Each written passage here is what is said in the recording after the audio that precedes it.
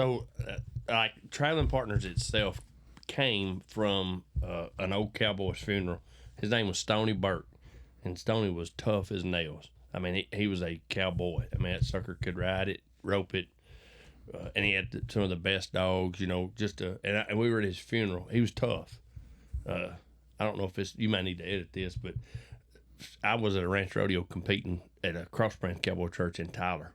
And I knew Mike Morrow some. You know, my dad had traded horses with him a few times, but, you know, I wasn't a church goer. I was on the kind of least coming around some. And Stony Burke rides up to me. He was judging the rodeo, and I was competing in the rodeo. He rode up to me, and he asked me if I went to cowboy church. And I said, no, sir, I don't. He said, well, you ought to. He said, it's designed for rough old sons of bitches like you and me. That's what he told me. I won't ever forget it. I mean, and then probably 6 or 8 years later, he died. Well, we're at his funeral, and they carried his casket by a horse-drawn wagon, you know. Wow. Had his horse there behind that wagon with his saddle on it, and his best dog, Tiger, was actually walking alongside his horse. And it was a drizzly kind of a day, and we were all standing, we all gathered around that tent, and it just so I wasn't preaching it, but you know, out of respect for him, I was there, and I was standing just outside the tent in the rain, and it wasn't a hard rain, just enough for rain to drip off the brim of your hat, and I looked, and that horse was standing at the foot of the coffin, just with his head inside the tent. And the dog was sitting on his haunches, right at the neck, at the nose of that horse, looking at that box. And you know, just like that's the true traveling partner right there. That man had a good horse and a dang good dog, and them two won't quit you. You know, you can't count on many things on this world that won't quit you, but a good dog and a good horse, they might die, but they won't quit you. And they had been traveling partners so long, you know, with Stoney, that they were hunting. You know, they were there, and so that's how the Father, Son, and the Holy Spirit are. You know, the man Stoney was like God. The Holy Spirit is, you know, the dog and the horse is the carrier. He carried it, and that's what Jesus did in the flesh. He carried it. So that's where it kind of came into being. This image right here, that kind of, I think that's right. This is why this image came into being, and I don't know if this is. They gave us a picture. Yeah, the very first magazine we ever did was his story was in it, and they gave us a picture of him on his horse with his dog Tiger, and that's that. And so we cut it out and we did that. Yeah, that's right. Yeah, that's pretty interesting. I'd forgotten about that magazine, first magazine. His story's in there. Oh my goodness, yeah, and he had a great story. Okay. Truly redeemed. The next thing I remember is there was an image of a man that you had drawn up, and the reason for that, I believe, was to visualize the face, the type of person that is going to be the target for you and the ministry that you're kicking off. Who is that? Who is the actual individual that you're focused on? So let me read it. So that guy was actually painted by Heather Burris, who was her husband. Chris was an elder at our church. That's right. Chris now pastors at St. Augustine County Cowboy Church. Yeah, and has been down there since that church launched. And that painting was actually like 4 different men. She put one man's hat on a different man's eyes, on a different man's nose, with a different man's mustache and stuff. Okay. And because it was who God called us to reach, and it was that guy that was rough, tired, has a lot of miles, hard, a lot of sunlight, burnt down. Just a leathered, a very leathered look. Ezekiel 34, what'd you say? 34:16. It reads, I will seek the lost, and I will bring back the strayed, and I will bind up the injured, and I will strengthen the weak, and the fat and the strong I will destroy. I will feed them in justice. And so that guy, he was who we were going after, but he was also who we had to become to go get them. You know, Right. I mean, God didn't call us to. And when I say us, it was those guys, The core. Yes, sir. Yeah, those guys that, you know, it was never, whenever it was just sometimes two or three of us praying, you know, or thinking or wondering what in the world we're doing. And then we had started, you know, kind of having church, little core group meetings, and this guy came from the heart of every one of us guys that were answering, yes sir, we'll go, yes sir, we'll look, you know. And he didn't call us to, honestly, he didn't call us to reach women. Right. He didn't call us. I'm nothing against them, but you know, everybody ought to have theirs, and that's all, and they ought to tend to them. That's but he didn't call us to reach. He didn't call us to. He called us to reach hard, and in order to reach the hard, you got to be pretty hard. So describe these men, ranchers. Some of these guys, they come out even. I've seen a couple of videos of how hard farming communities have been hit, and they fought. They don't quit. They don't quit. Don't quit. You know, they're working way beyond what people think that they should work. Yeah. Well, and they, the biggest difference is work ain't what they do. Work ain't something. Work is just who they are. You know, and it goes pretty deep in my family, you know, farming and ranching. It goes back, you know, at least 4 generations that I know of. Your grandfather was this kind of a man. Yeah. Okay. And my grandmother shared with me one of the hardest days in her life was when she came home from church on a Sunday morning with 5 kids, all under the age of 7. I'm pretty sure they were all under the age of 7 or 8 at the oldest, and all of them had went to church, and when they came home from church, their house was burnt to the ground. Whoa. They had nothing but their clothes. Well, a lot of people have experienced that and have lived through those, you know, trying times. But, you know, as a young couple farming, and they come home from church and everything's gone, you know. She said the next morning, my granddaddy, Charlie, went to the bank, and the banker loaned him some money, went across the store to the hardware store and bought him a hat because his hat was burned up. Everything was burned up, you know. The other time she tells me about, they lived in Artesia, New Mexico, right outside of Artesia, and they were farming, and they just brought in the harvest, just harvested the cotton, and it was all in the fields, and it came a flood, which destroyed the whole year's crop was gone, and this was when my grandmother was really in her, you know, right before she passed away. I'd love to go just listen to her, and I asked her. I preached about it, but I asked her about her hardest days, and she said that was a hard year because it had been hard all year long. Getting the crop in was hard. Keeping the crop alive, they fought. She said we fought different diseases, infections, different things hit the crop. We fought it.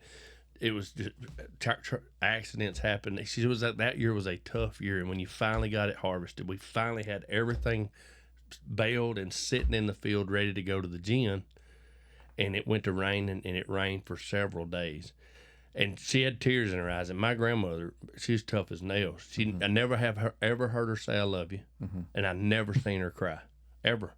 She had tears in her eyes, and she said, but that wasn't nothing because 5 neighbors, their whole family drowned in the river because one of them had fallen in, and they were just trying to save. And I think she said they lost 4 or 5 people in that family. Whoa. I'm like, man, you know, them were tough people back then. And there's still those people here. Right. You know, there's still tough people in our country. Yeah. You know, you take a homeless sucker that's living in 105-degree heat out there, and the only comfort he has is the shade of a small bush.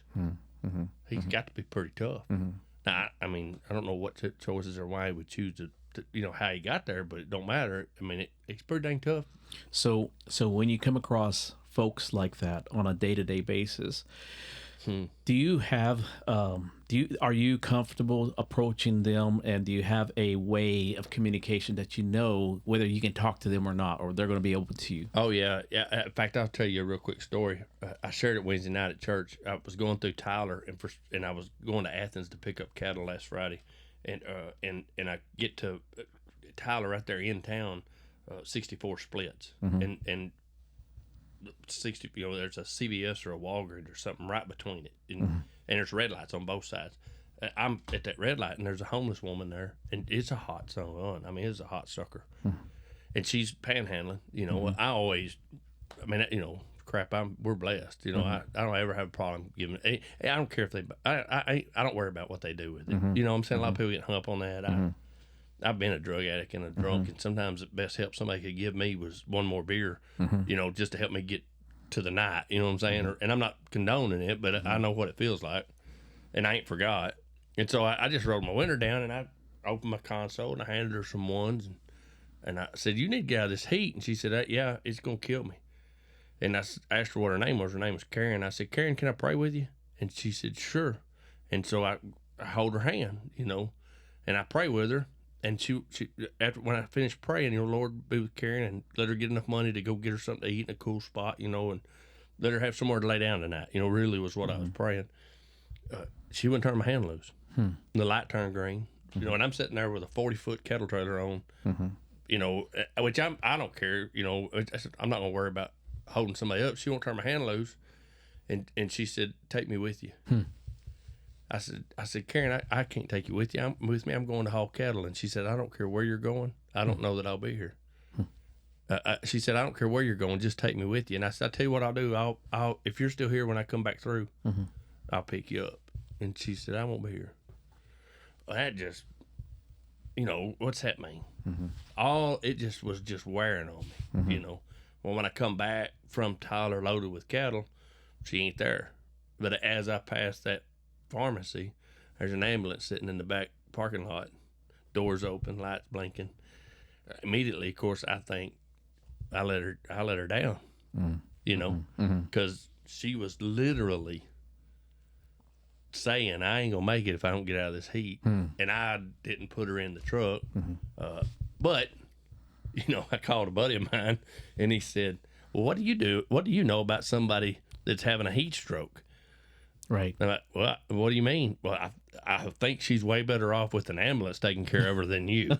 And it was like, yeah, really, what good would I have done? You know what I'm saying? So, but I don't have any issue that, interacting with people that are in hard times, frustrating, angry, struggling. And you can tell. I mean, you can tell if they want you to interact or not. And if they don't, you can't get your feelings hurt. It ain't.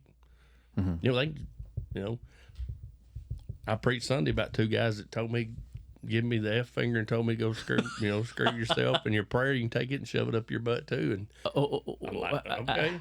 What happened? Did you? Well, I just was going in the hospital to see a family who had turned machines off, and they were letting their mother go, and I was just going to go be with them. But on the way, I hear two guys just going at it, and I mean they're cussing F you, each other. Yes, big time. Okay. And I'm like, these guys got a problem, Well, quite a few people were. Was it like the entrance of the hospital? Right in the front of Good Shepherd. I mean, right in the front. And I'm like, I just keep walking, and I'm walking straight to them. I'm not, because they're in the front of the door now. I mean, they're just like at each other. They were so close to at each other. I put a hand on both shoulders, and I said, and I mean, they're in the middle of yelling at each other. I said, "Can I pray with y'all?" And both of them at the same time turned around and said, "F you." I'm like, okay, well, at least y'all ain't cussing each other no more. You're cussing me. What's progress here? Let's just calm down. And I mean, they were just going at it. And I finally looked at the younger guy, and I said, "That's enough. That's it." By then we were in the lobby. They were still going at it, and everybody in there is like, "That's it. That's it." I said, "Is this guy your dad or what?" He said, "He's my stepdad." And I'm like, "Well, look, obviously y'all got a lot of pressure on you, and yelling at each other ain't helping, and they're finna call the police on you, and that's gonna make things worse. So we just, which, so, used to be a day when both of them would have turned around and cussed me like that. I probably would have took it personal, but I'm trying to grow up, and it's all right. I mean, they wasn't mad at me. They just having a bad day. That's the target. Yeah. That's the target of where the ministry began. That kind. So as unpleasant as those situations are, it's still the target. It's one of my desires to be, and I'm I've been this. I think my dad kind of groomed, helped me, prepared me, or whatever you want to call it, tormented me to be. I am comfortable. I am more comfortable when it ain't comfortable. Explain that. When a train wreck's happening, I am so calm, comfortable. When chaos, people are freaking out. Right in the tornado. It's like, that's crazy. You think maybe it's like the grace of God in your life kicks into gear? I think just knowing His peace, that I know, that you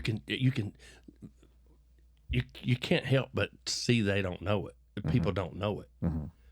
And so it's like when you know it, when your world and your whole has been that chaotic and crazy, and God's peace, is in you now, and then you can see it. You can see where it's not. So you've lived that. Oh man, yeah. I mean, ever since I was 6, 7 years old. Well, but before then, my dad was hauling cattle, and him and my mom fought. Oh my gosh, they could fight, and they never had a fun fight. I mean, they fought. My mother's a redhead. I mean, them suckers could throw down, and Dad drank pretty good back in the day. We worked all the time, but I've been in. We grew up cowboying and working, and so I've been in wrecks. I can't remember a time where I wasn't in. When I talk about a wreck, I'm talking about horse flipping, or me. I was the world's worst at falling off. I mean, I'd be running wide open across West Texas to head off some cows, and my saddle get just a little bit off to the side. I'm 4 or 5 years old, and I would wipe out, eat cactus and rocks for 10 yards. So I had always had bandages on my head, and crap. But so our life was just pretty chaotic. And then Mom and Dad divorced when I was 7, so there was a couple 3 years of jockeying back and forth between them, and then all that chaos. That's a lot of chaos on a kid. Any kid that's lived through it, it's a lot of chaos on a kid, and but I always, and for some reason, I always felt like I needed to comfort my parents. Be the peacemaker. I tried to make them okay. Okay. There was a window there where I lived with my mom, and bless her heart, she was working at Walmart or Kmart, one of them stores, and she would work till 9 or 10 o'clock at night. Well, when I got home from school, I had to get my little sister, who was, if I was 8, she was 4. I'd get her, from daycare or from the sitter, and I kept her in the house, and we lived in the government apartments in Roswell, New Mexico, and so.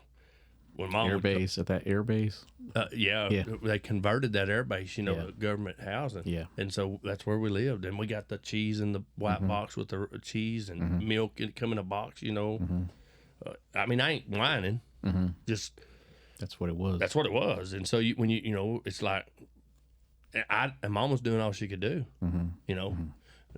Dad was doing what he could do, and so you just I don't know why, but I always was like, wanted to help them, and make sure they were okay, even, and then as time went on, at 10, Dad had moved to East Texas, and that's when I moved to East Texas at 10 years old, and stayed with Dad, throughout. So he kind of like gave you the upbringing to where you can communicate with these people. That's the target.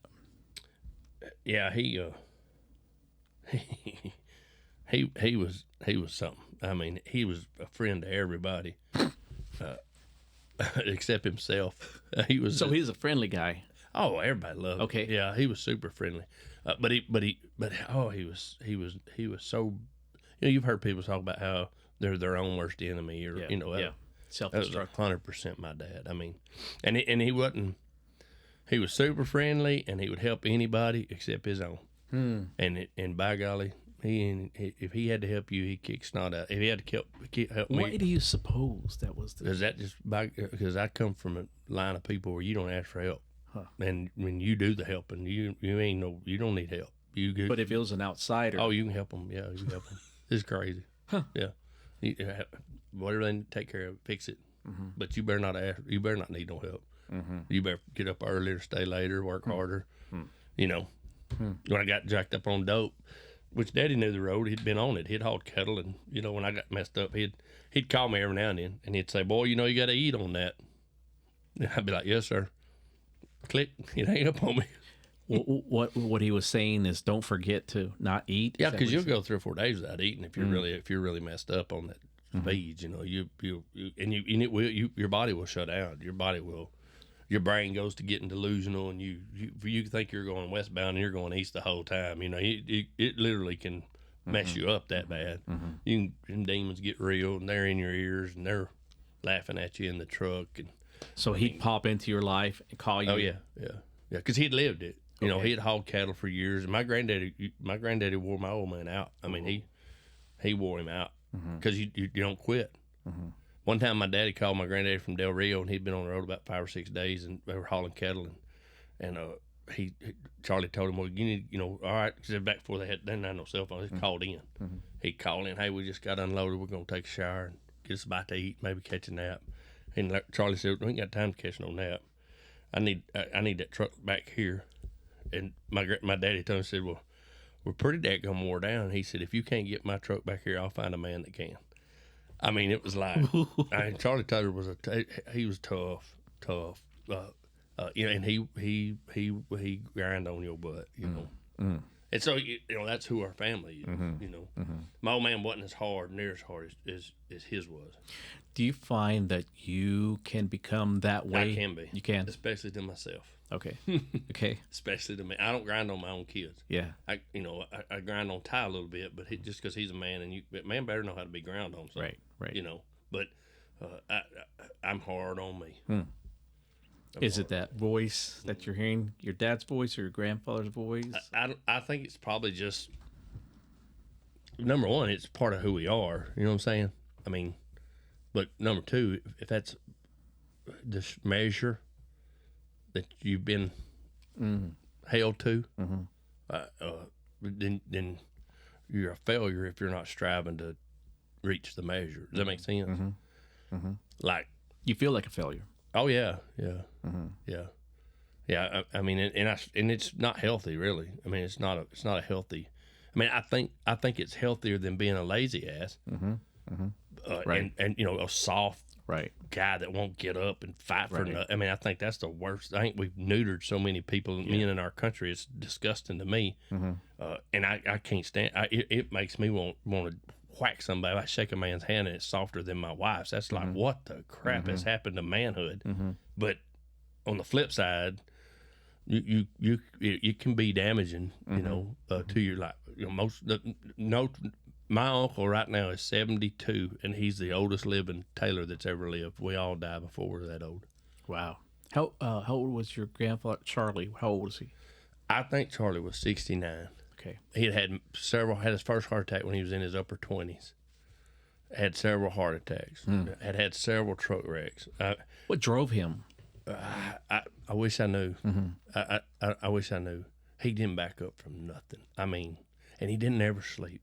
It was the craziest thing. And I know he didn't do drugs. I don't even think they had them back then. You know what I'm saying? Like, he could literally, he could 2 hours go 20. I don't know. He was a very driven man, very driven. And he was going to, and he did. He was going to change his family's world. He was going to, you know, now my grandmother, probably tougher than him. My grandmother, toughest person I've ever known. I mean, she was tough. What was her name? We called her Mom, but her name was Elizabeth Louise Taylor. Originally Hayhurst. Her daddy was a sheep farmer in the Hondo Valley in New Mexico, and it is in the Lincoln County records that James Hayhurst was involved in 2 separate altercations with an unknown assailant who invaded his sheep camp and had a shootout with him. And of course, we all figured it's got to be Billy the Kid. I mean, crap, there's the Lincoln County War going on, man. You know? So I'm claiming it. I don't care. You can't prove it ain't right. Right. I ain't got no. Billy Clint, that's where he roamed. that's where, he tended sheep from Yeah. the time he was 12 or 13 by himself up in the Hondo Valley. Wow. Tending to the sheep and stuff. My grandmother my grandmother and her sister there was 4 of them. One of them died from pneumonia because they couldn't get her to town in time. She got sick. When that happened, my great grandmother said, "I'm not moving back to them hills in the Hondo Valley. We're going to stay in town, raise my girls." She became a school teacher in Artesia, New Mexico, and taught school. But my big daddy, he still farmed. He still tended to the sheep and goat, and he had cows. He had cows too. But during the summer, my grandmother would spend the summer with him up there, and she cooked by tent and lived on the creek. They just man. Tough people. Yeah. Tough people. But good people. Good people. It's what our country needs more of, in my opinion. Yeah. Nobody gives a crap about that. Yeah. You shared with me a video a couple weeks ago on some ranchers up north. They're farmers. And they're these cities that were built on farming crops. They've been shut down because of economic situations and government leaning a different way and thinking differently and forgetting about these people. And they too seems like they just work and work and work. Yeah. Well, that's what that's what built our country. That's what built our country, farming and ranching. That's what feeds the world, farming and ranching. And there ain't nobody in our lifestyle.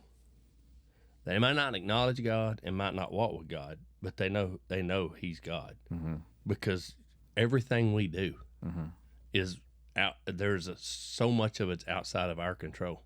Right. Dependent. What, you can't make the rain come. Yet you plant and spend. You go borrow $1 million to plant and fertilize, and you got millions of dollars worth of land and equipment every year. And it ain't nobody says it's gonna rain. You same way with cattle. You run out of grass, you run out. And there's so many. That's why I just died laughing when Kamala Harris said she was going to do price control. She don't understand. You can't control prices on things you got no control over. How you going to do price control when it depends on if God gives you the rain, if you get an infestation of different diseases that come. There's so many variables that are totally not controllable. Yeah. You know what I'm saying? Yeah. We all think everything comes from Walmart. Well, crap, right. I know. And I was thinking, as you're talking about, you plant that seed. For city people, they're thinking, well, run the water, the sprinkler system. Yeah. You don't do that. It ain't that easy. Yeah, it ain't that easy. And so much of our country now, they're turning farmland into solar farms. Right. They're using up the land. And it ain't gonna work. Okay, it won't work. It's just not gonna work. God created dirt to grow stuff. You know what I mean? Yeah. That's the purpose of dirt. I get it. We got to drive on some of it. We got to live on some of it. But God created dirt to produce from the ground. Yeah. And so we need to be using it for that. That's how we're gonna feed ourselves. That's how we live. And I don't care what you do for a living. You ain't gonna do it long if you ain't eating. And they ain't. But my personal opinion is they want to make sure they eliminate the farmers and ranchers. Right. Yeah. So they can provide. They try to do it even in Europe, in some of the Netherlands.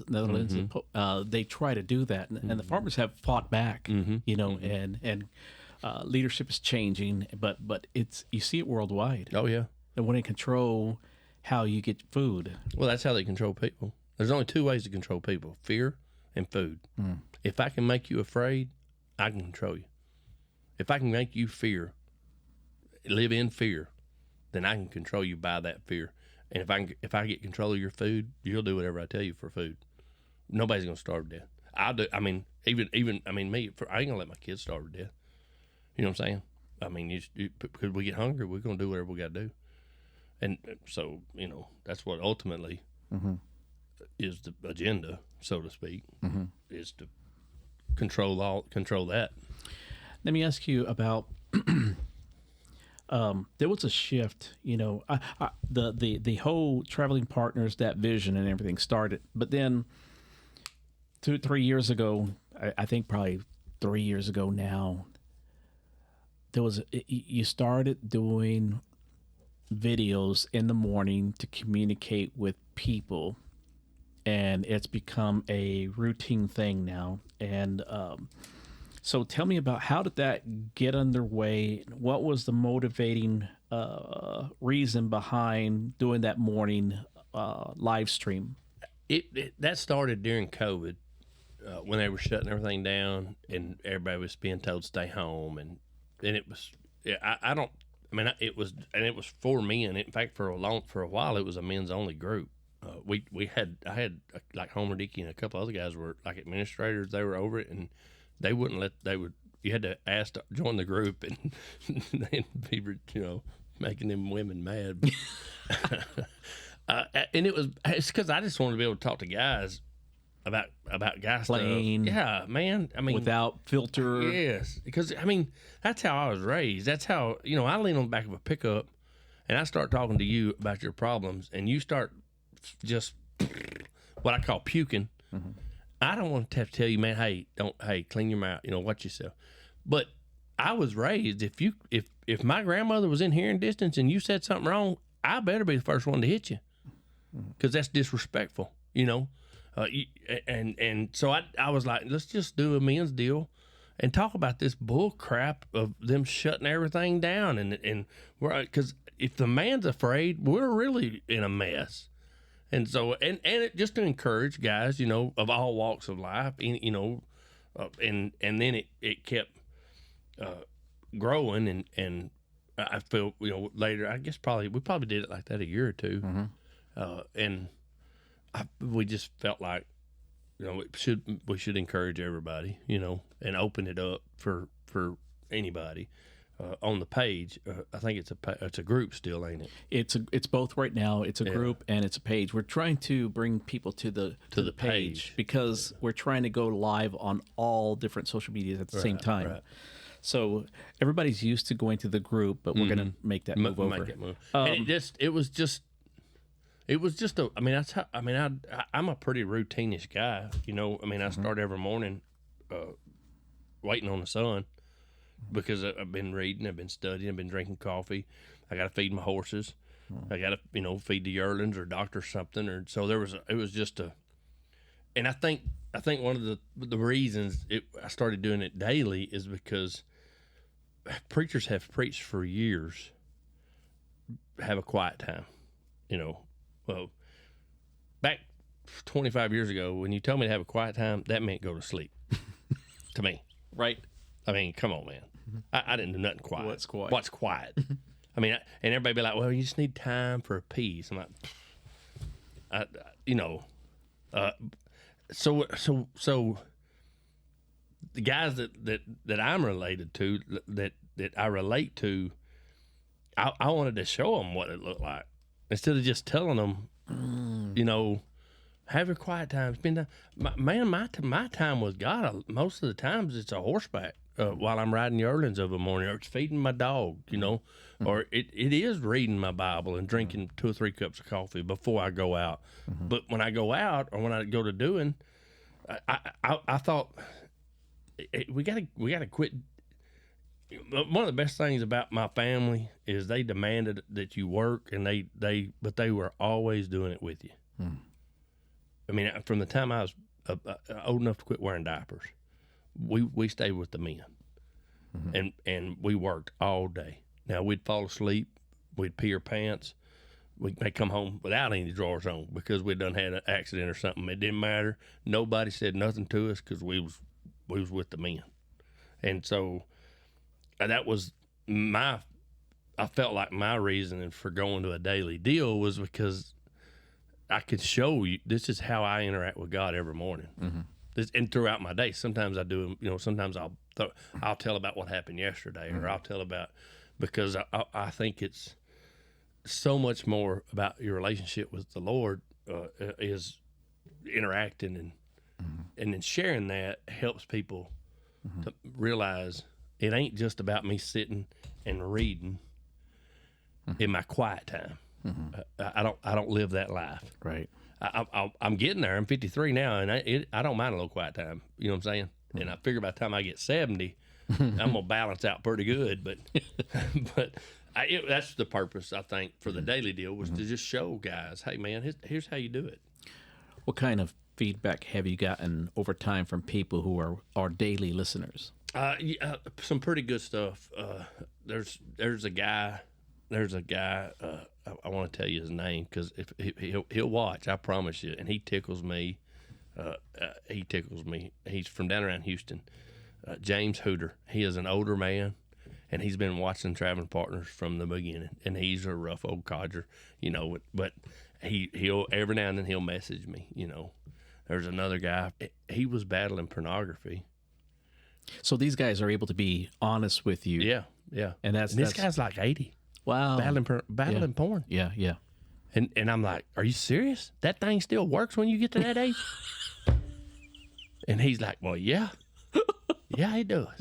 And so, I mean, for like a year, we had a regular dialogue, off and on. And he'd watch Travelin Partners, and if something hit him, he'd text me or he'd message me, and ask me. And we, man, I mean, that's really cool. Yeah. I mean, to me, it's like, that little old thing, with them two guys, there's just two. I mean, there's a bunch of guys that, I get texts or comments, pretty regular. Like DM, they direct message you. Yeah. Okay. Yeah. Hey man, I'm really battling, with this, or I'm going through this, or I'm in a dark spot, pray. There's a boy up in Oklahoma that bales hay. He's a young kid. He's in my phone.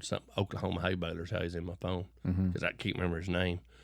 But he called me and he was struggling, and me and him stayed on the phone. And for, I'm just seasonal. You know what I'm saying? I don't want to hold your hand forever. I don't give a crap about knowing everything there is to know about you and being friends and singing Kumbaya. If you're in a mess, I'm great. Let's get in it. Let's work it out.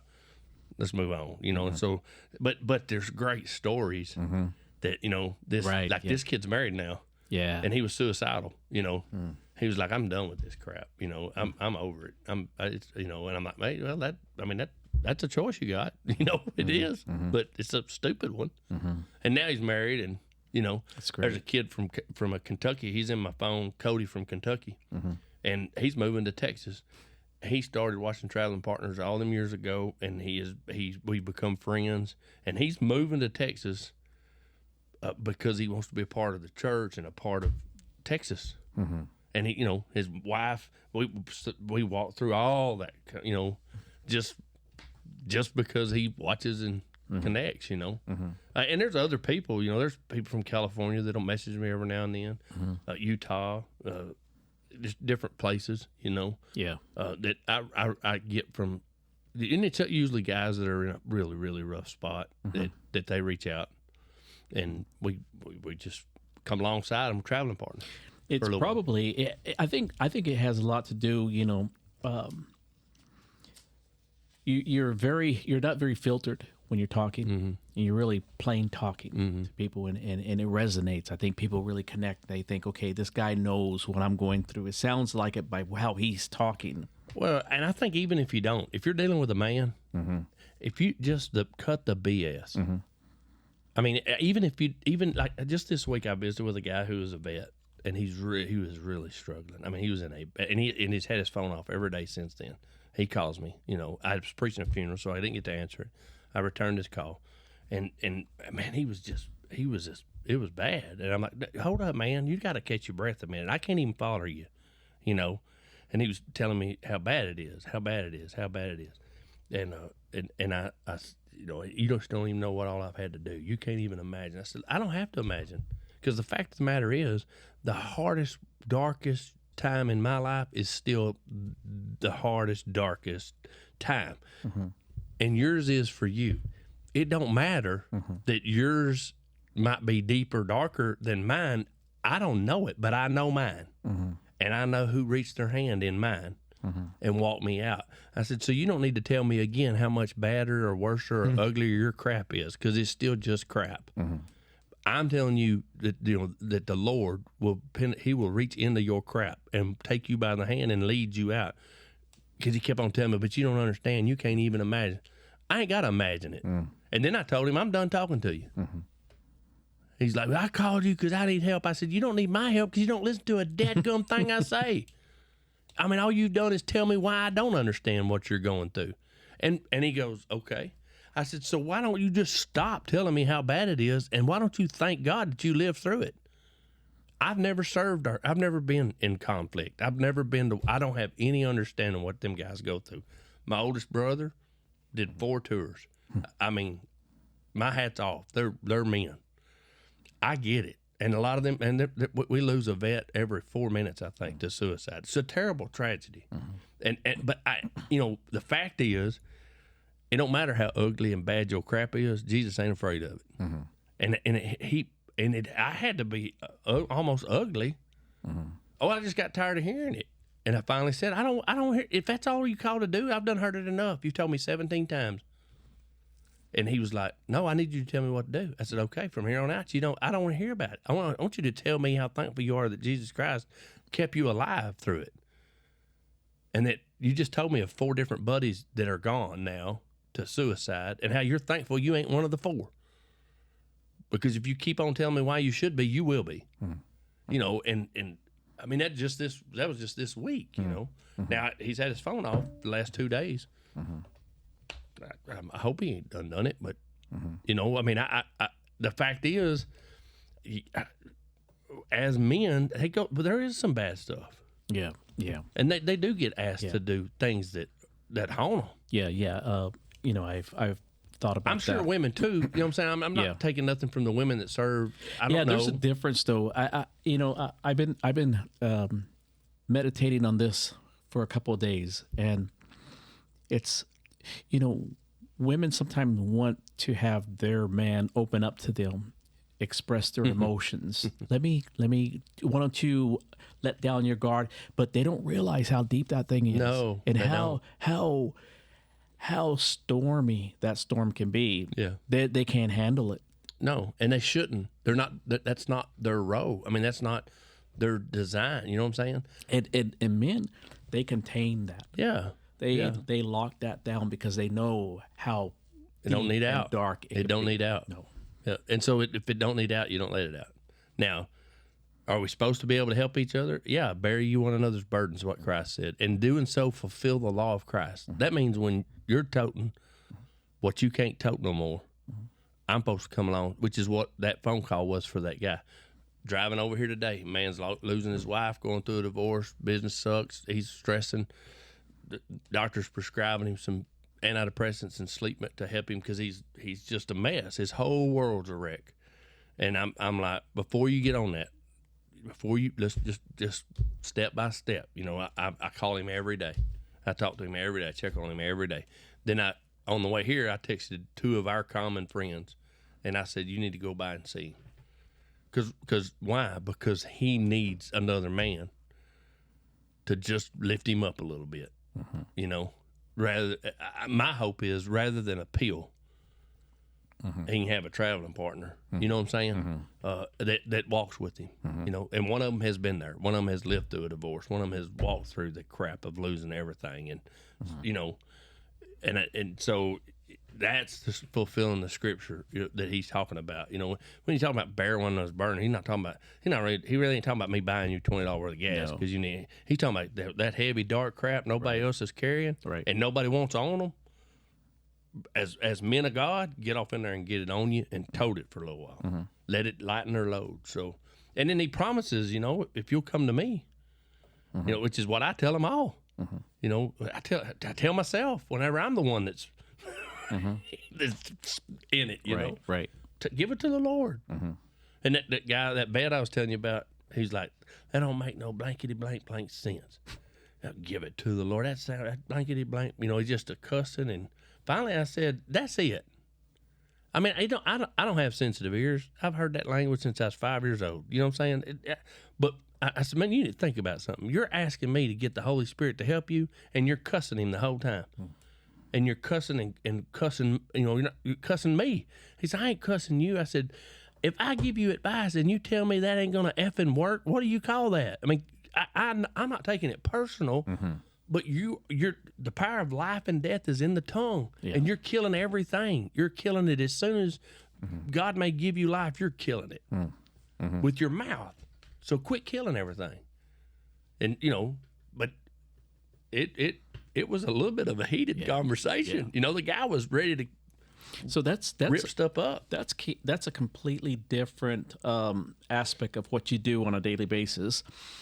Because in the morning when you wake up and you do the live stream, that the purpose behind that live stream again is to encourage, strengthen, and be a role model. Yeah, to show how do you do a daily life with Christ. How do you do a daily life? You know, I mean, there's some days, man. Listen, there's some days I don't turn on that phone because I'm still a man and I don't want nobody to see me how I look. Right. Yeah. You know. Yeah. This morning was one of them. Okay. About 8 o'clock, it hit me. Oh crap! I didn't do my deal, and my buddy Terry Holland had posted something, so I reposted it and said I give myself the day off. Y'all listen to my buddy TH. That's great. I mean, that's great. That's one of the best lessons a man can get. Yeah. Yeah. When you do I don't need want to to be go a off? phony. Well, I ain't gonna. Yeah, you know, when do I need to go off to the mountains? When do I need to go to the horse barn by myself, so that I can work out some crap without anybody watching me, without me hurting anybody. You know what I'm saying? Right. Yeah. Because I'm gonna tell you something. If that don't happen in a man's life, then that man ain't quite man enough. Right. Because if you ain't overloaded a little bit, you ain't pulling much of a load, and that's just the truth. I can see that. And by golly, if you don't get just in a spot every now and then that you got to go to the barn, that's been our spot my whole life. Y'all, my old man would just go to the barn, and his deal was he'd end up building a little old fire, and that sucker would sit at that fire all night long, and he had 2 Stanley thermoses, coffee thermoses, because he drove a truck, and he's a coffee drinking sucker. I would literally wake up about every hour or two, make him a fresh pot of coffee, put it in that Stanley thermos, and I'd carry it down there, and I'd set the full one down, pick the empty one up, go back to the house. So he's just sitting there staring at the fire? Yep. Working out his stuff, battling demons, working out his fears, and, and by golly, before daybreak, we was working again. You know, I wish my dad would have opened up a little more, so that I could learn from what was that. I know he carried a lot. He carried a lot of battles, but he was so walled up. By the time I could comprehend, I knew the best thing I could do was be nice, offer the coffee, and not interrupt him, because he was he could get pretty dark when it got on him. He wasn't ever abusive at all. Just didn't. He just was trying to work crap out. And I think that now I can see how God used that for training. To read a man, and you ain't hardly. I mean, them suckers. But they. I mean, I ain't nobody, but I'm pretty quick to realize if you're real or not. You know what I'm saying? As a man, and a man what's toting a load and could. Versus a man that's just being a big old wuss and throwing a fit, they're easy to separate. They're not hard. But I think learning and watching Dad and learning and fighting my own crap and having a different men in my life that they're sure enough men. Yeah. Yeah. I mean, I'm not. It's not a very popular opinion, especially nowadays. But it takes more than testicles to be a man. Yeah. Yeah. You can't just be. I mean, you'll be a male. I don't believe we can be confused in our gender. I think that's the biggest wash of crap ever. But you can just be a male. A man, no, it requires way more. Yeah, you carry a big load. You darn right. And you're in charge of a clan. You betcha. So. And I promise you, I fully am convinced if your load ain't tested, if you're not pulling a big enough load that you're pretty tired sometimes, or you got to back up a little bit every now and then, you're not really pulling a load. Yeah. You're easy. Yeah. That Jordan Peterson, he says, carry a load. Yeah. Pick up a load. Yeah, man. Pick up a heavy load. Dang right. And man, I'm frustrated within my physical nature now because I get tireder. I mean, and I know it's a lot of my physical body just getting tired. I'm 53 and right. But man, it's like, ooh, I can come home in a foul mood and Christy be like, my wife, she'd be, what's eating at you? I'm like, I just couldn't get it done today. She's like, you what do you mean you couldn't get it? What time did you get up? And I'll tell her, and she'll be like, you were up a half a day before I ever got out of bed. Well, you're a woman. Well, I had some crap to get done, And I think another thing. A man don't need no alarm. No. If a grown man has to have an alarm clock, he ain't grown. No. My butt wakes up. I can't remember having an alarm, and my butt's awake early enough every day to get started. And you know what I'm saying? It's like if a man's carrying a load, when he lays down, his head is tired, and it ought not take long to fall asleep. And when he wakes up, he knows I got to get my butt up and get going. And what is great about that? What is the feeling that you have when you've worked and you've accomplished, and you know that you took care of some stuff? Joe, I'll just tell you, I'll break it down to daily. But when Paul wrote to Timothy, I have fought the fight. I have finished the race. He wasn't saying I'm almost dead. He looked back and went, I've done it. I've finished. Yes, sir. Mission accomplished. You know what I'm saying? Yep. How did he get to that point? Working his tail off. He did it every day. Every day. Every day. That sucker got up. Nobody had to wake Paul up. Nobody had to tell Paul what he had to do. He got up. He said, yes, sir, I will work at it today. And I promise you, when he laid down, nobody had to rock him to sleep. That sucker was wore out. He went to sleep. Yeah. He got up. What we got to do today, right? Right. I mean, good role model. Oh my gosh! I mean, it's like, to me, there's no better time than before the world wakes up. There's no better time of the day. And when men miss that, that's why men go hunting. I mean, fishing. Fishing's their deal. Boy, they won't be on that lake before the world wakes up. And I'm not either one of them guys. I'm not a hunter or a fisher. I'm a cowboy. I'm a cowman. I never made a cowboy, in my opinion. I tried hard.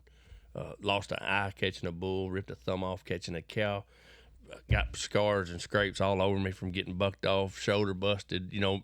But I never was a cowboy. I just wasn't hand enough. So rather than become a failure, I realized I'm pursuing the wrong thing. I need to be a cowman, and they're not the same.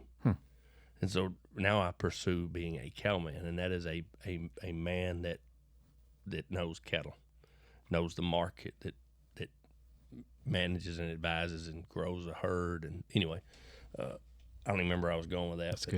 That's good. Yeah, I don't believe in. I have failed, but I don't believe I will not be a failure. They're two totally different things. I have failed in four businesses. I have failed as a father. I have failed as a husband. I have failed as a pastor. But I am no failure, because I will get back up. And that's what Proverbs says. A righteous man falls 7 times, he gets up. That number 7 means every dadgum time you fall, get your butt up. So you know what I'm saying? Yeah. And then so when you go at life that way, that's what I was talking about was Paul. I believe Paul got up every day. And the only reason he could say it is finished is because he had gotten up every day and fought the fight. And ran the race for the day, every day. And then one day it was like, there's nothing to fight. There's no race to run. He laid that foundation. I must be done. Yeah. I must be done. Right. And so that to me is, and that's what makes a man get up. And there's no better feeling in the world than, to me, to be wore out, tired at the end of a day. And to be so tired, my wife hears I make a sound, and she goes, "Oh, you put in a long one, hadn't you?" I don't even know I make it, and she's like, "That's your sound." That, whoo, whoo, whoo. I don't even know how to do it. Because I don't think about doing it. It's just a subconscious. I got out of the shower and I've been down to wipe my leg off, dry my foot, and she's like, "Oh, you've had a long day," because she's been around me long enough. She learns me. Yeah, she's like. But to me, there's no more of a feeling like a man than that. Wore out, tired. I'm gonna fall asleep before my head hits that pillow. You know what I'm saying? I mean, that is a man.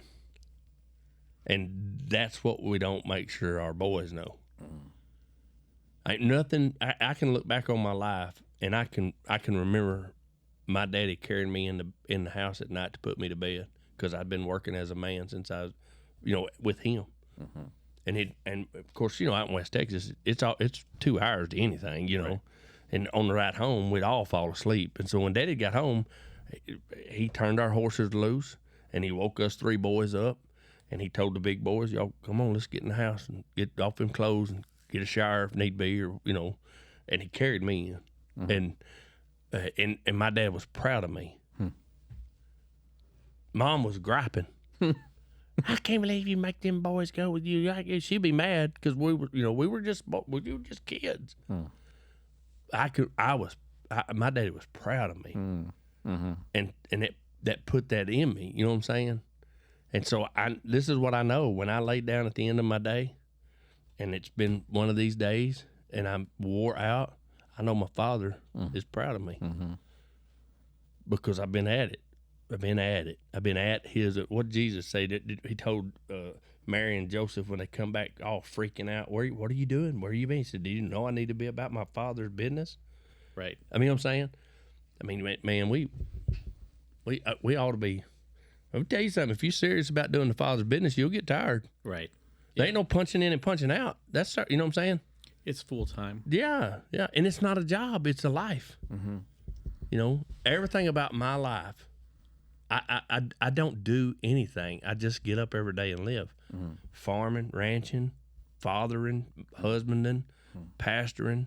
That's not nothing you do. It's who you are. Yeah. It's who you are. And so what we have to do is, I believe what we have to do as men is grasp. I'm not a plumber. I'm not a media guy. I'm not an electrician. I'm a man of God. That's who I am. Now, And you can do it for God. absolutely. He says we are to work for the Lord and not for man. So if you're plumbing, man, be the best daggone plumber for the kingdom ever. Because if you don't, you might be cleaning the drainage lines out. When you get to heaven, you might spend eternity cleaning the crap lines out. How bad would that sound?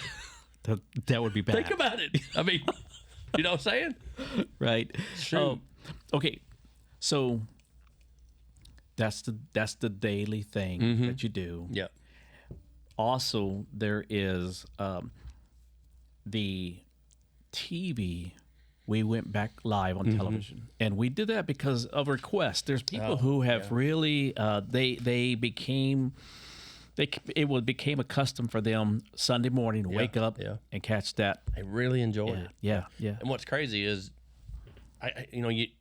one way I believe you should test everything and see if it's bearing fruit. I mean, I believe if you ain't bearing fruit, if I go through,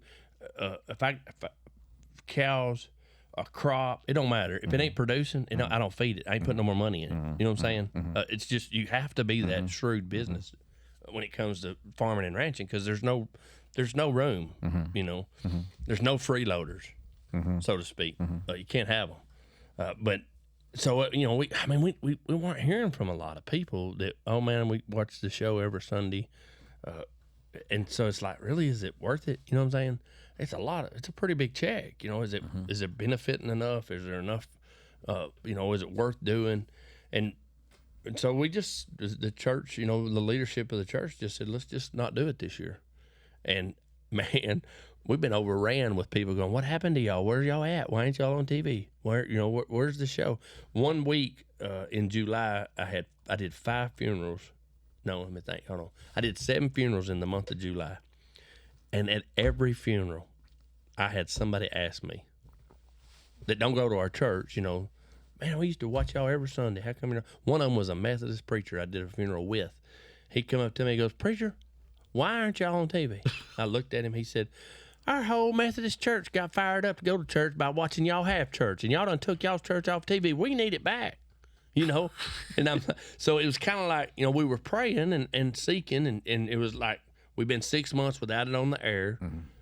You start planning budgets and thinking about 2025 toward September and October. And so the leadership's been praying and discerning, trying to seek, what should we do? And I'm telling you, every funeral I did in July, somebody asked me. And I'd just text the guys. I'd be like, here's another one. and they would text me, whether it was Joe or somebody running into somebody, and so there was a lot more people that really enjoyed it and got fed by it than we knew, Right? Because that they don't, and, we don't. It's more of a regional ministry. Yeah, Because it goes all the way down to Lufkin, Nacogdoches, all the way up to Mount Pleasant. I think west it goes past Tyler to Mineola area, maybe Athens. Yeah, I think Athens gets it, and there's some people that get it over in Louisiana too. Yeah. Because there's some good friends of ours that I know it's Carthage and Marshall. So on a good day, that signal probably just kind of gets all the way over there. Yeah, that's good. And so and it's good to have it. I think it's a good tool. I think that's what I think it is. I think it's a tool. It's not to church. Yeah, and there's not enough time to put the whole service on there. So what we have to do is we take the music off, and then we have 27 and a half minutes of the service, the teaching that we can edit it down, and then what we're doing is we're putting a message on there that if you want to listen to the whole thing, go here, go to YouTube channel, and it's on the Bar Nuns website. Yep. It's also on the YouTube channel, and it's also on Facebook. So it's all over the place. It's all over. Yeah, and there's a live stream, where folks, there's a lot of people watch live every day, every Sunday, And our church we're a mobile church. You know what I'm saying? I mean, we're transients. There's people that are there today won't be there next week. They're rodeoing or they're doing this. Or, You know what I'm saying? I mean, we usually have a pretty full barn, but it's never, very seldom is it the same people. And Bar None it's a trauma church. There's different types of churches, different purposes for the church, so to speak. Bar Nuns is a trauma church. It's 100% an ER. When people come to Bar None, it's because they're bleeding out. They are sick. They're wounded. And we're a triage center. We just help. We just help them. And then if they're from a church, they leave and go back to their church, and it's great. I mean, it's what we do. If they, it's not the focus isn't to try to become a big mega church. Never has been. We never. I mean, we've never even counted. Never one time have we counted how many people are in a church service. Have absolutely no idea how many members are in the church. And you would be amazed at how many preachers tell me how bad of a job that makes a pastor if he is not able to tell you how many people are there, or how many baptisms you've done. How many baptisms y'all had this year? I don't have a clue, man. We just about baptize somebody every week, but I don't know a number. And they are like, what? Well, how can you be a good shepherd if you're not keeping an accurate account? Man, I think they write that down up there, and that's not my department. I mean, that's just how I don't know. That could be. I'm not saying I'm right or they're wrong or nothing. I'm saying it's never been anything anyone in our leadership felt we should do. We should not even. We don't even give attention to who's a member and who ain't a member. We just give attention to what do you need, how can we help you, and are you going to go to hell or not? That's what that's our focus. Yeah. Listen, and we want to help you even if you're going to hell. That's we want to help you. We want to minister to you and love on you, help counsel you in your marriage. And if you decide no, I don't want this God thing, we're not. You know what I'm saying? It's still our desire is to help anybody that's going through those hard times on this earth and to minister to them and to help them. And by all means, we want them to come to know Jesus Christ and surrender their life and then roll their sleeves up and get involved helping whoever's the next guy coming in on the ambulance. You know what I'm saying? But everybody don't do it. I can't count how many come in, stay a little while, and leave. And you're like, well, that didn't stick. But there's a good possibility they'll be back. And I think one of the reasons that they do come back and they can come back is there is a core family there that's unmatched. I mean, you really see some people there that love each other. Yes, sir. And they acknowledge that they're family tight. And every time I come out, I see it. I'm like, wow, these people are really tight. And there's that Bar None is a transparent church. I mean, It is. There ain't. If it's an ugly day, it's a butt ugly day for everybody. I mean, it's just. It is what it is. I mean, you know what I'm saying? I mean, it ain't. All of us, from the music, every Sunday, every Wednesday. I mean, it's just real, real, and I guess we just never got the memo that you're supposed to act right, and Right. Or perform. Yeah. Yeah, that's important because I know that you're aware there's been some traumas that gone on around churches and failures that have happened, and it's so important. Again, going back to the subject of men in leadership, being able to call each other out and not tolerating any kind of crap. Right. So I could see that if you had an idea or a thought, this person might be a predator amongst us. I mean, that guy's not going to last. No, and he won't never not be watched. I mean, you know what I'm saying? Right. I mean, because it happens. Mm-hmm. I mean, I'm talking about all the way from possible child predators. Mm-hmm. You're like, oh, there's a red flag there. Mm-hmm. To just different situations. Barnum was built by man. Mm-hmm. Men. Mm-hmm. Men built the church, and men lead the church. Mm-hmm. And to this point, we don't have a problem telling a woman to listen to her husband or looking at him and saying, you're supposed to be leading and your wife needs to hush. And I'm not going to tell her to, but you better hush her. Because, I mean, it's just, traditional churches, the women pretty much run them. I mean, they end up with a lot of influence and pressures, and women are very emotional. They're the beautiful part of mankind. I mean, I have nothing but the utmost of respect for women, but there's a reason why a man was called to lead. Mm-hmm. It's because when it comes down to it, and I've got to make a decision for the church, I don't care how much it upsets you, Joe. Mm-hmm. I don't care if it hurts your feelings. Mm-hmm. If I'm convinced this is what the Lord would have us to do, I can't let myself care about your feelings. Mm-hmm. Because of the responsibility I carry, and a man is designed to do that. Mm-hmm. Right. Women are not. They care too. They're too caring. They love too much. They don't want to hurt feelings. They do not want to hurt nobody. And so then they're the beautiful side of. Well, but the fact of the matter is, in life and doing life with people, it ain't always beautiful. Right. And so you gotta balance that. Yeah. You gotta have a healthy balance. That's why throughout Proverbs, God hates unbalanced skills. Mm-hmm. They're detestable in His sight. Mm-hmm. They're an abomination. It tells us that over and over again. So you gotta have balance. I think if the church was 100% man, it would stink like body odor, and it would be filthy, and it would be no laughter, no kids running, no. Mm-hmm. But when one's run 100% by a woman, it smells like a potpourri house, and you know what I'm saying? Right. Yeah. And everybody's got feelings. Right. And, oh, hallelujah! It's a beautiful day. Right. I mean, that's not the reality. Yeah. 50% of the people that drive up at church were cussing each other out in the car. Right. Yeah. Because the devil didn't want them coming, so they've been going at it.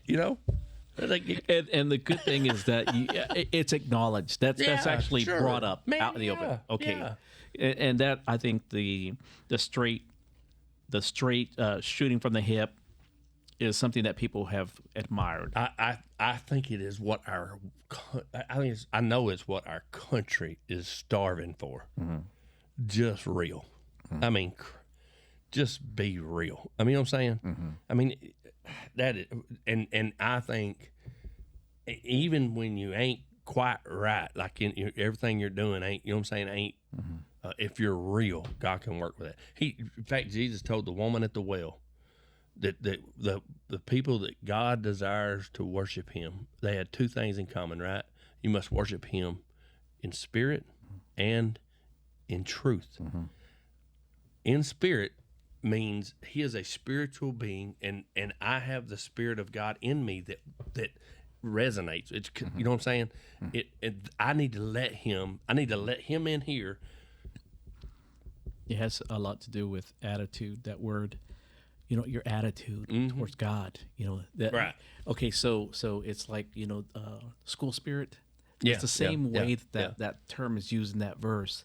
So it's like you have to have a an honor and an admiration Right. for who he is. Yes. But then you got to have truth. And you know what that means? Be real. Be real. If your world sucks, tell him. Right. Don't go to him with, Father, I know all things are great and wonderful and all Right. things. No. That's not truth. I'm under fire. Yeah. My butt has been handed to me. I'm needing help like crazy. Right. That he embraces the worship of That his honesty people. is so important. Oh, You know, it because I've been in churches for 40 years, and there's this positive confession thing that got sold to a lot of people of like, you can't confess that because that's a bad confession.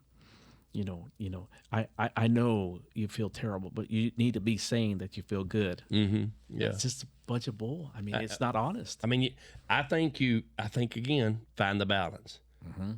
If all you do is talk about how bad it is, Right. just like that vet, I was dealing with on the phone, at some point in time, somebody needs to hold you accountable and say, well, the truth of the matter is, you're lucky you're alive. God's divine providence, perhaps even a miracle or two, is the only reason you're back in the States.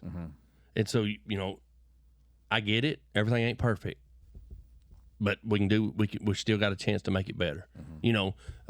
I'm with you 100% though. He knows. Yeah, he does. He knows. And so don't try to pull the wool over his eyes. And so there's another scripture that talks about if I do it if I do it for man, or am I doing it for the Lord? What are you worshiping for? So that everybody thinks you got it figured out and everything's great in your world. What do you go to church? Why do you even go to church? Why do you even go to attend church? Most people go to church because they think they need something. Right. I need to be in church. It's required of me to go to church. And man, I want to go to church because I got something I got to give. I mean, I want to be hauling something when I go to church. You know what I'm saying? Like, I need to unload this. And I was that way before I was a preacher. I mean, when I first began my relationship with the Lord, I didn't want to have a day I didn't have something to give somebody from Him. And I still don't. I want Right, right. I want to have something from Every Him. day. Oh man, yeah, All day long. Oh yeah. I mean, I hunger to share Him. And just at the gas station, with Karen at the red light, with I just want and I don't want to share. I mean, I love to share the Word of God. Don't get me wrong. I love to read it. I love to get a nugget out of it and be like, oh my God. Oh yeah. But when I see Him at the gas station, I can't wait to tell somebody. You know what I'm saying? Right. Like that is Him alive. That is Him still today. Yeah.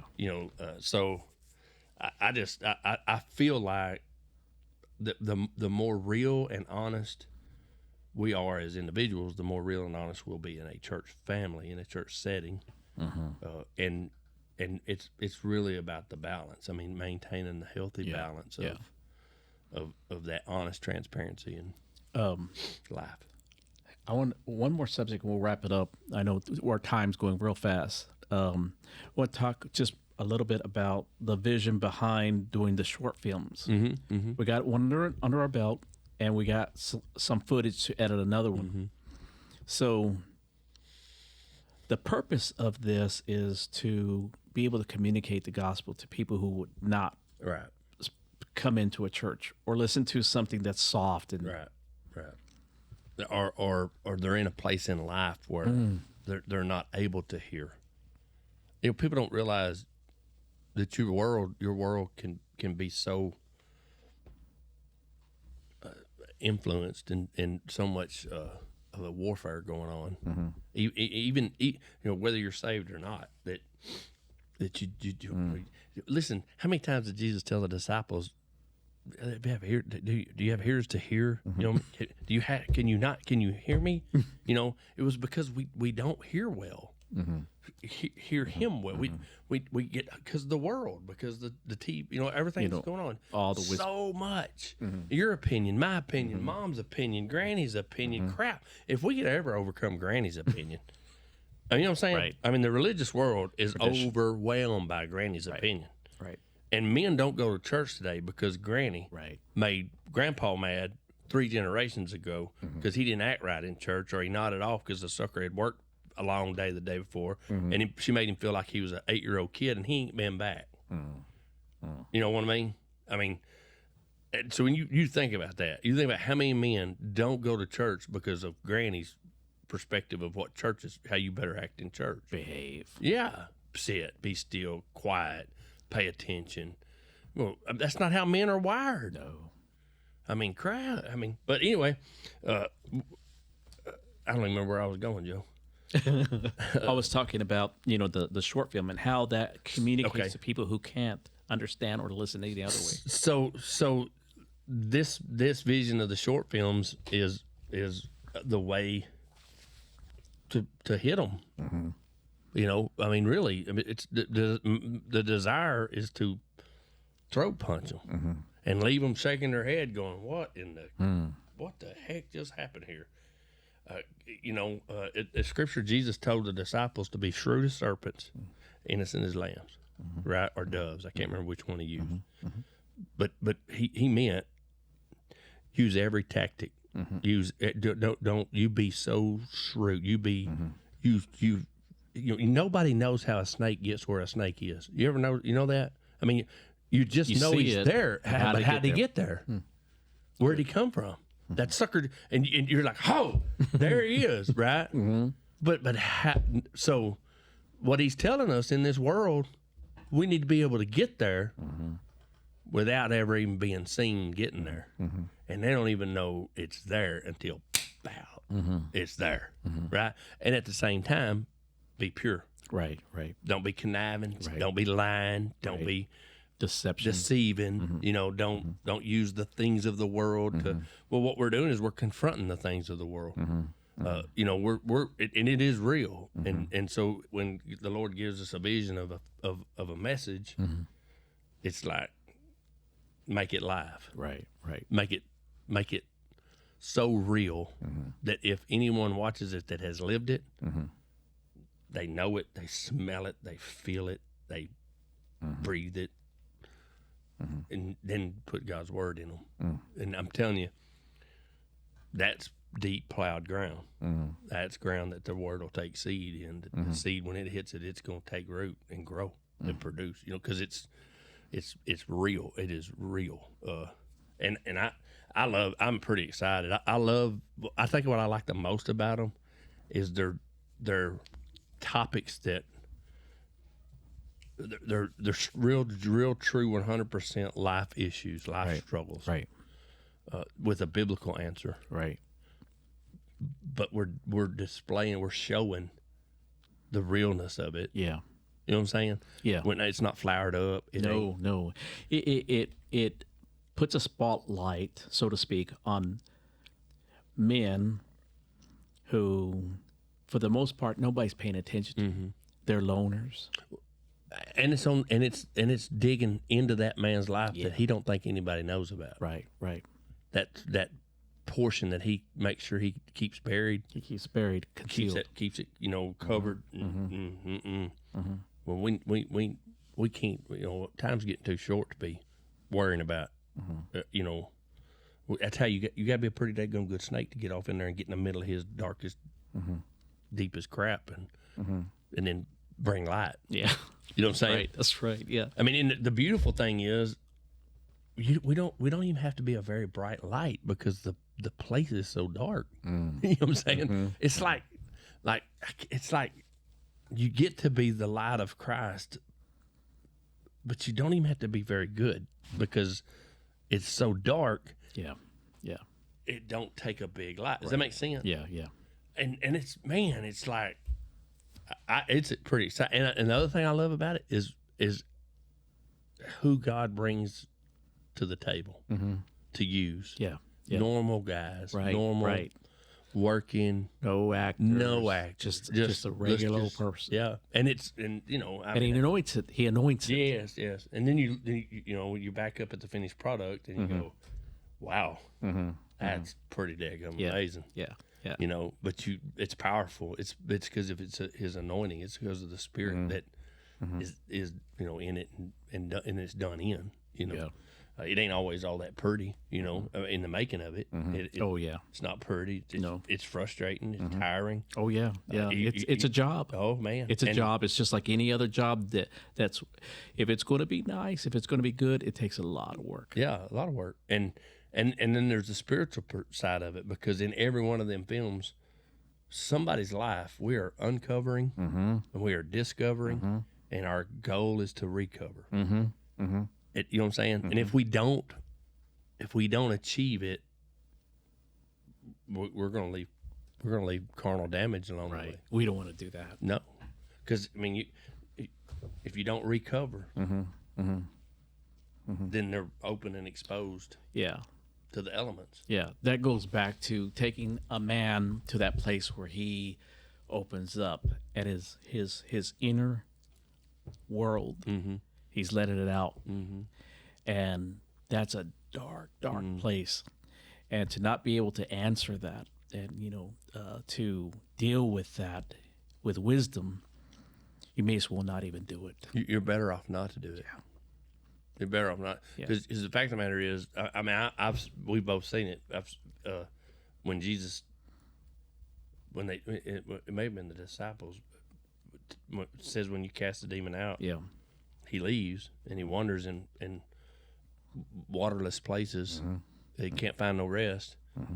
He comes back. If he finds that house swept and in order, he'll go get 7 more. Right. I'm convinced the reason he go gets the other 7 is because they're bigger, badder than he was, More powerful. and he won't be evicted again. Right. Yeah. Because he brought them in, so they're going to keep him protected. Right. He's the host. Right. Well, so if you're in these trenches of real life stuff, real crap, and you uncover, well, then you've exposed the demonic spirits that are behind it. And then your ministry is to recover, right? I mean, you discover what we're dealing with, then you want to recover them, meaning you want the power of grace through Jesus Christ to redeem them, to fill them with the Holy Spirit, to strengthen them. That's recovering them, and then you actually recover their, protect them. Yeah, so that they're not vulnerable out there in front of everybody. Yeah. So they'll destroy a person. It'll lead him. It'll kill him. I mean, the fact of the matter is, the mainest reason most men, and I said this at church a couple of weeks ago, if you're a man, you go to bed every night, and one of the last things you think about is your failures of the day. No man has to be reminded where he screwed up. I know it. We know. It's honest. At the end of the day. At the end of the day, yeah. And so, if you take a guy's life and we're actually, the driven video, I mean, it's a powerful video, and it's real. I've lived it. And so has the guy that was in the film. He's been a friend of mine since we were in junior high. I mean, we were kids. He's lived it. And we got to make sure we fully commit to recover him in the making of the film, and in the I visited I visited with a guy who was really struggling with PTSD from wartime, and I've never been there, but I got 2 guys in church that are, and I bring one of them in, and I'm like, look, I can't do you a good enough job. This guy's gonna walk with you, check on you every day, y'all. Well, in the conversation, the older guy says, man, just visiting with you stirs up my crap. Wow. And so, I mean, it is not easy, but I know the grace that God's delivered me and walked me through, so I'm willing. But I want you to understand something. Just visiting with you these 20 minutes, it's got my crap stirred up. Wow. And so I will be, that's a man.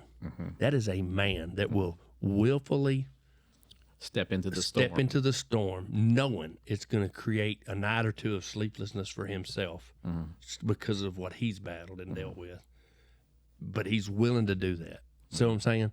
And that's what that's what Travelin Partners is about. Yeah.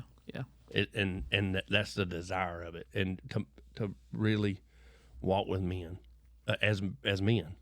So coming up in a couple months, you're going to do a thing that you've been doing for about 10 years. It's called Testing of the bulls. Yeah, it'll be in February. Okay, February. So, you people that are listening, mark your calendars. February. The last Saturday in February is what it looks like.